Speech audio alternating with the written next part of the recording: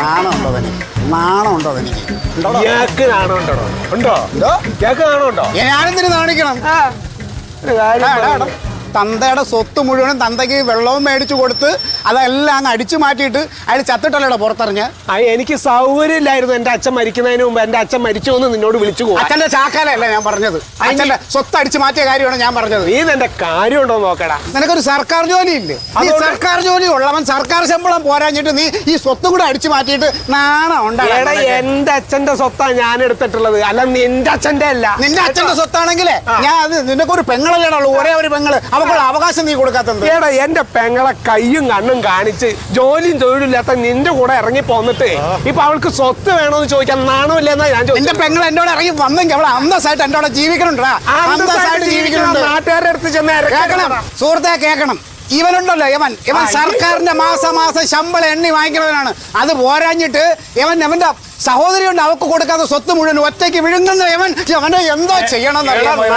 നിനക്ക് ഈ റോട്ടിൽ വന്ന് വിളമ്പാൻ നാണോടാ.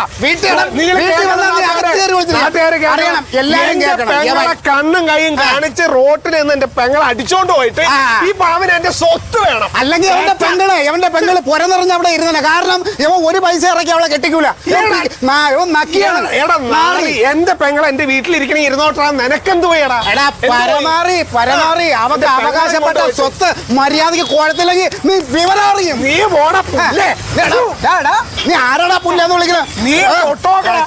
നിന്റെ മുളകിടി നിന്റെ കയ്യിലിരിക്കുള്ളൂ. ഇനി മുളകിടി നിന്റെ നെഞ്ചത്തായിരിക്കും ഞാൻ ഇടിക്കും. ഇത് പൊതുസ്ഥലമായിപ്പോയി, നിനക്ക് ഞാൻ വെച്ചിട്ടുണ്ട്. പിന്നെ ഒരു കാര്യം ഓർത്തോ, അവക്ക് കൊടുക്കാനുള്ള സ്വത്ത് നീ കൊടുത്തില്ലെങ്കിൽ അത് മേടിക്കാൻ എനിക്കറിയാം. അത് അവകാശമാണ് അവളുടെ, അത് ഞാൻ മേടിക്കും. നീ പോടാ.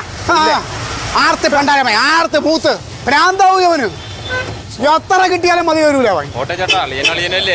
എന്താ അളിയ? ഇവൻ അളിയനല്ല, അവൻ വേട്ടാവളിയനാണ്. അവനെ ഞാൻ വെച്ചിട്ടുണ്ടവന്.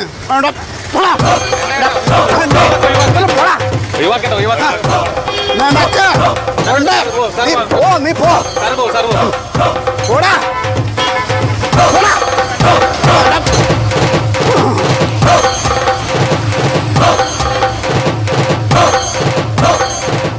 ക്ഷമിക്കണം, അത്രയും ദണ്ണമുണ്ട്, അത്രയും ദണ്ണം എനിക്കുണ്ട്. അതുകൊണ്ടാ അത്രയും മൃഗീയമായിട്ടാണ് ഇവൻ എന്നോടും എൻ്റെ ഭാര്യയോട്, ഭാര്യ എന്ന് പറഞ്ഞാൽ അവൻ്റെ പെങ്ങളോട് ഇവൻ പെരുമാറിയത്. അതുകൊണ്ടാണ് ഞാൻ ഇങ്ങനെ പരസ്യമായിട്ട് സംസാരിക്കേണ്ടി വന്നത്. നമ്മൾ അങ്ങനത്തെ കുടുംബത്തിൽപ്പെട്ടതല്ല, ഇങ്ങനെ പരസ്യമായിട്ട് സംസാരിക്കുന്ന ആളുകളല്ല. പക്ഷേ ഒടയതമ്പുരാനല്ല, അവന് ഞാൻ കാണിച്ചു കൊടുക്കുന്നുണ്ട്. എൻ്റെ വേറൊരു മുഖമുണ്ട്, അതെവിടെ അറിയില്ല.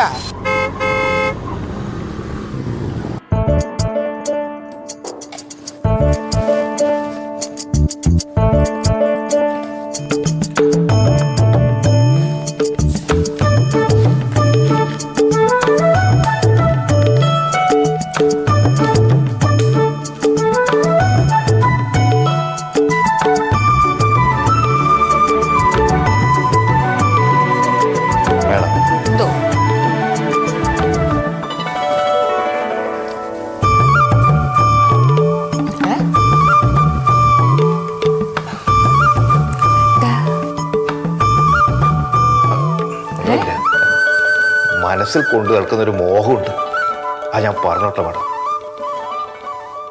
വേറൊന്നുമില്ല, ചെറിയ നിസ്സാരമായ കാര്യം. എന്താ? അങ്ങനൊന്നുമില്ല മാഡം. ഞാനേ ചായ കൊണ്ട് തരുന്നുണ്ട്, ഫയൽ കൊണ്ട് തരുന്നുണ്ട്. എന്തിനും ഉണ്ണിയുണ്ടല്ലോ ഈ ഓഫീസിൽ ഓടി ചാടി നടക്കാൻ വേണ്ടിട്ട്. എന്തിനുണ്ട്, എപ്പോ ഉണ്ട്, ഇനിയും ഉണ്ടാവും. മാഡം, വീടിയില്ല സാറ് ജോയിൻ ചെയ്യാൻ എന്തായാലും കുറച്ച് ദിവസം കഴിഞ്ഞിട്ടേ വരൂ. ആ കസേരയില് തൽക്കാലം ഞാൻ അവിടെ ഇരുന്നോട്ടെ. ഒരാഗ്രഹമാണ് സാറേ, അവിടെ ഇരുന്നോട്ടെ ഞാൻ. ഉണ്ണി ഇവിടുത്തെ ഓയാണ്, അതറിഞ്ഞൂടെ? അറിയാം, ഞാൻ ഇവിടുത്തെ പ്യൂണാന്ന്, അത് എല്ലാവർക്കും അറിയുന്നത് തന്നെ. ശീതള സാർ അറിഞ്ഞിട്ടുണ്ടെങ്കിൽ ശരിയാക്കും. എന്റെ മാഡം, ശീതള സാർ രാവിലെ ഓഫീസിൽ കയറിയാല് വൈകുന്നേരം 5 മണിക്കല്ലേ ഇറങ്ങി പോലെ വീട്ടിലേക്ക്. അതിന്റെ എന്തെങ്കിലും ആവശ്യം വന്നാലും ഫോൺ വിളിക്കലല്ലേ, ഇങ്ങോട്ട് ഇറങ്ങി വരലണ്ട. എപ്പെങ്കിലും വന്നിട്ടുണ്ടാ, പിന്നെ എന്തെങ്കിലും ആവശ്യമുണ്ട് ഞാൻ ചെയ്തു കൊടുക്കുന്നുണ്ടല്ലോ മാഡം. പിന്നെ ഉണ്ണിക്ക് ഇരിക്കുന്ന ആഗ്രഹമാണെങ്കിൽ ഇരുന്നോ, എന്നോട് ചോദിച്ചു എന്ന് പറഞ്ഞിട്ട് ഇരിക്കണ്ട. മേഡം ഇത് ആരോട് പറയാണ്ടെന്നാ മതി. ഞാൻ ആരോടും പറയില്ല.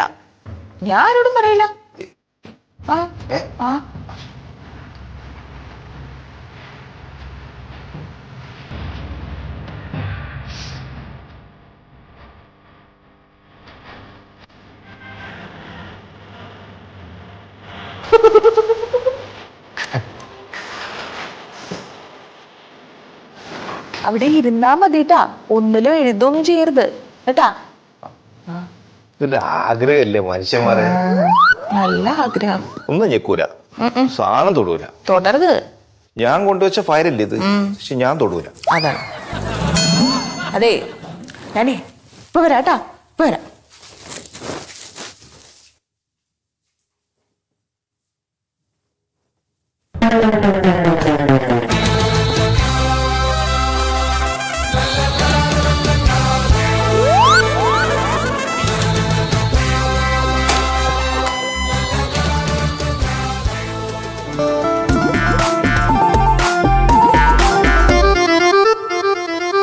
ഇനി മുതൽ ഉണ്ണി വേറെ ലെവല. ഒരു പോസിറ്റീവ് എനർജിയാണ് ഇതിലൊക്കെ ഇരിക്കുമ്പോൾ, വെറുതെ അല്ല. ഒരു അധികാരം, അധികാര കസേര.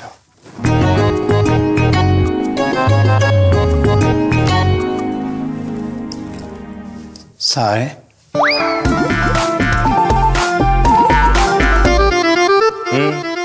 ഇത് ഫുഡ് സേഫ്റ്റി ഓഫീസല്ലേ? അതെ, ഇരിക്ക്. ഇരിക്കാൻ കസേരയില്ല സാറേ. എന്നാ നിന്നോ. എന്താണ് പ്രശ്നം, എന്താണ്?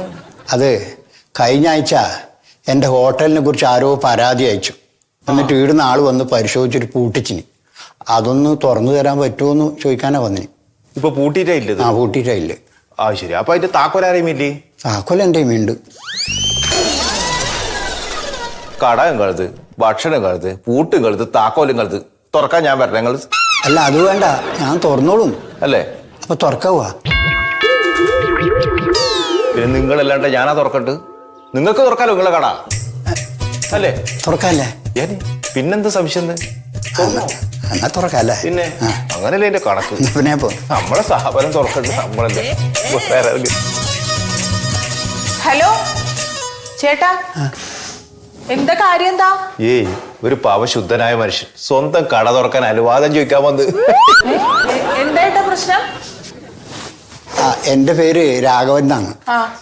എൻ്റെ ഹോട്ടല് ആരോ പരാതി കൊടുത്തിട്ട് ഇവിടുന്ന് വന്ന് പൂട്ടിച്ചിനി. കഴിഞ്ഞ ആഴ്ച പൂട്ടിയതാണോ? പൂട്ടിനി, കഴിഞ്ഞ ആഴ്ച പൂട്ടിനി. അതൊന്ന് തുറന്നു തരാൻ പറ്റുമോന്ന് ഞാൻ ഈ സാറിനോട് ചോദിക്കാൻ വന്ന. സാറ് പറഞ്ഞു തുറന്നോന്നു. അതുകൊണ്ട് ഞാൻ പോയത്. ചേട്ടാ, അങ്ങനെ തുറക്കാൻ പറ്റില്ല. അത് ചേട്ടന്റെ ഫയല് പുട്ടപ്പ് ചെയ്തിട്ടില്ല.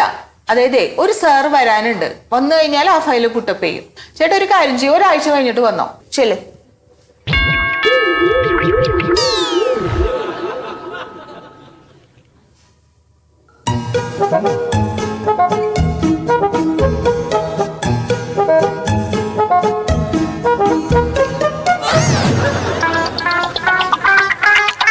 അവിടുന്ന് ഇതുപോലെ ഓരോ പ്രശ്നം ഉണ്ടാക്കാനാ അവിടെ കയറിയിരിക്കണേ. തോന്നിയ പോലെ പറയാ ഹോട്ടൽ തുറന്നോളാൻ. വെറുതെ ഓരോ പ്രശ്നം ഉണ്ടാക്കാൻ വേണ്ടി കയറിയിരിക്കുക. സാർ സാർ വരാം.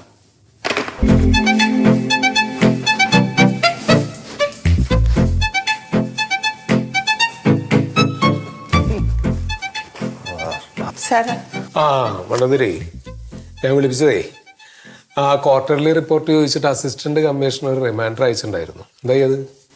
സാറേ, അത് ട്രാൻസ്ഫർ ആയിട്ട് വരുന്ന പുതിയ ആളല്ലേ ചെയ്യണ്ടേ? അല്ല, അയാൾ എത്തിയില്ലല്ലോ. അത് മണ്ടോതിരി തന്നെ അതൊന്ന് ക്ലിയർ ചെയ്യുകയാണെങ്കിൽ എത്രയും പെട്ടെന്ന് അയച്ചു കൊടുക്കായിരുന്നു നമുക്കത്. Excuse me. യെസ്. ആരാണ്? സാറേ നമസ്കാരം. നമസ്കാരം. എന്റെ പേര് സത്യശീലൻ. ഞാൻ ട്രാൻസ്ഫർ ആയിട്ട് ഇപ്പൊ ഇവിടെ പുതുതായിട്ട് ജോയിൻ ചെയ്യാൻ വേണ്ടി വന്നതാണ്. ഓ, welcome welcome welcome. Okay, very good very good. ഇത് മണ്ടോതിരി നമ്മുടെ ക്ലർക്ക് ഇൻ സെക്ഷനിൽ വർക്ക് ചെയ്യുന്നു. ഇരിക്കാം ഇരിക്കാം. ഓക്കെ ഇരിക്കൂ. പുതിയ സാറാ? അപ്പൊ എന്റെ സീറ്റ് പോയി.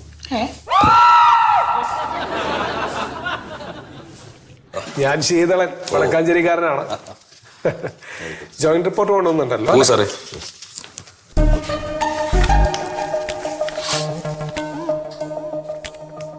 അപ്പൊ ഇത് ഫോറിനോൺ മുതൽ അല്ലേ? അതെ അതെ. ഇന്ന് തന്നെ ജോയിൻ ചെയ്യല്ലേ? ഓ, റിപ്പോർട്ടൊക്കെ ഓക്കെയാണ്. എവിടെയാ അപ്പോ താമസിക്കുന്നത്? തിരുവല്ല.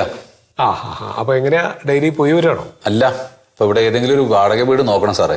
പോയി വരാൻ കുറച്ച് ദൂരം ഉണ്ടല്ലോ. ഫാമിലിയൊക്കെ? ഫാമിലി വൈഫുണ്ട്, പിന്നെ 2 കുട്ടികളുണ്ട്.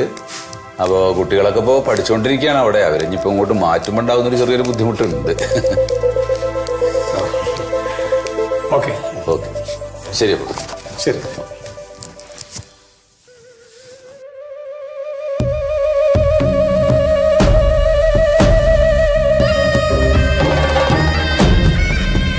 ഇനി ഈ മുളകിരിയുണ്ടല്ലോ നിന്റെ നെഞ്ചത്തായിരിക്കും ഞെട്ടിടിക്കണം. എന്റെ ഭാര്യയ്ക്ക് കിട്ടാനുള്ള അവകാശം എങ്ങനെ നേടിയെടുക്കണമെന്ന് എനിക്കറിയാം.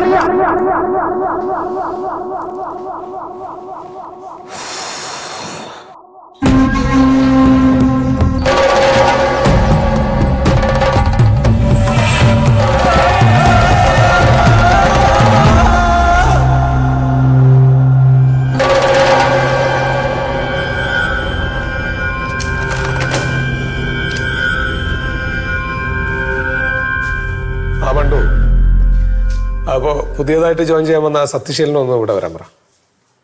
ശരി.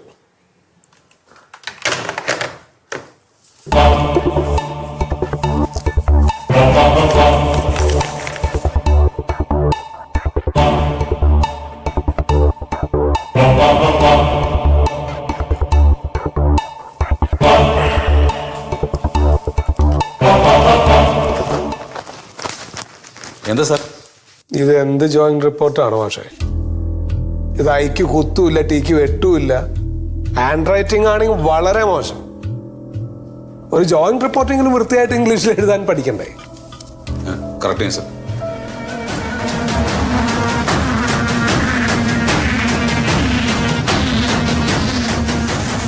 അതവിടെ ടേബിളിൽ സൗകര്യം ഉണ്ടല്ലോ, അവിടെ ഇരുന്ന് എഴുതിയാൽ പോരായിരുന്നു.